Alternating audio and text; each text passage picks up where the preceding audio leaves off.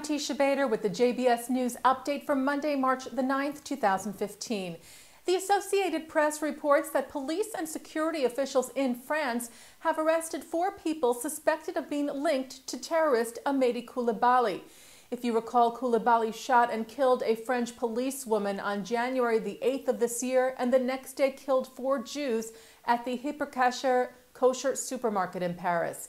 AP cites 2 officials who told them today, on condition of anonymity, that one of the men who was detained today had ties to Coulibaly and that the man's girlfriend, who was a policewoman, was also arrested.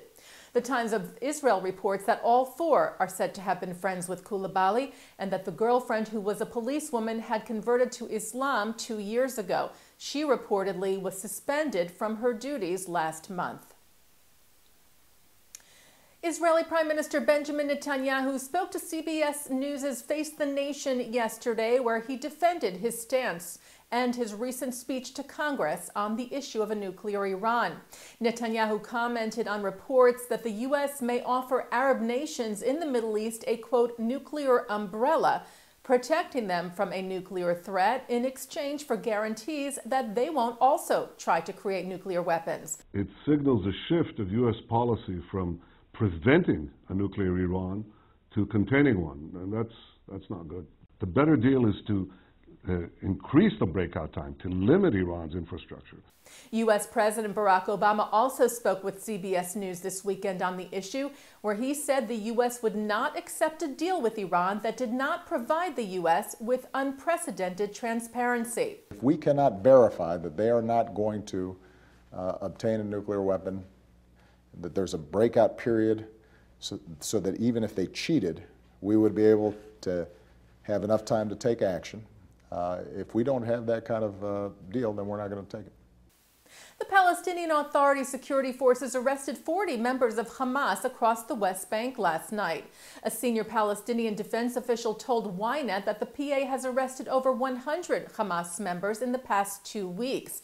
The official said the raids were an effort to clamp down on the terror group, as well as in reaction to Hamas's arrest of a senior Fatah member in Gaza.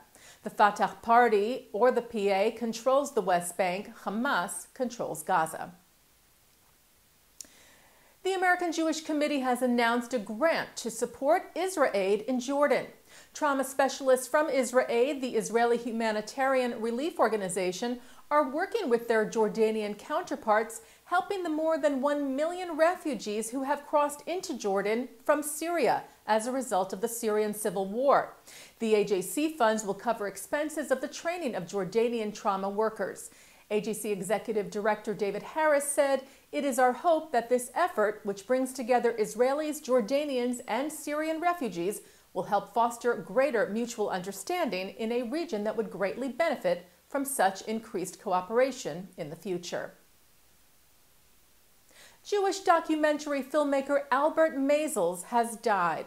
Maysles was born in Boston in 1926 to Jewish immigrant parents. He studied at Syracuse and Boston University. He was best known for the 1976 documentary Grey Gardens, about the lives of the relatives of Jackie Kennedy, and Give Me Shelter, the 1970 documentary that followed the Rolling Stones. Maysles died Thursday night at his home in New York City. He was 88. He is survived by his wife, 2 daughters, a son, and a stepdaughter. Film producer Steve Tisch has bestowed a $10 million gift to the Tel Aviv University's Department of Film and Television. Variety reported that the department will now be called the Steve Tisch School of Film and Television. Tisch told Variety he decided to make the donation after serving as honorary chair of the Student Film Festival at the school last year, something which he said was a, quote, transformative experience. Tisch told the paper, "I went to Israel with high expectations and my experience was just so positive." Former late-night host Jay Leno will be heading back to Israel this June. He'll be hosting the 2nd annual Genesis Prize ceremony. Last year, Leno officiated at the inaugural ceremony, which honored former New York City Mayor Michael Bloomberg. This year, the $1 million prize is being awarded to Oscar-winning actor Michael Douglas in recognition of his passion for his Jewish heritage and for Israel.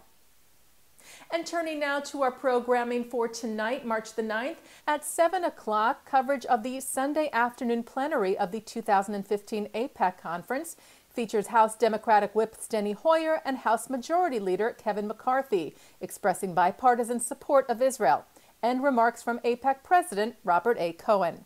Then at 9 tonight, Mark Golub sits down with Rabbi Peter Weintraub, dinner chair of the 2015 FIDF Gala at the Waldorf, to talk about his love of Israel, running a company in Sderot, and the importance of the Friends of the IDF. And at 10 tonight, an in-depth look at the history of the disputed land of Israel with Director of Policy and Government Affairs for AIPAC, Ambassador Bradley Gordon.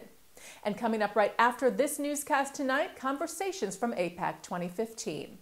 And that's the JBS News Update for Monday, March the 9th, 2015. I'm Teisha Bader.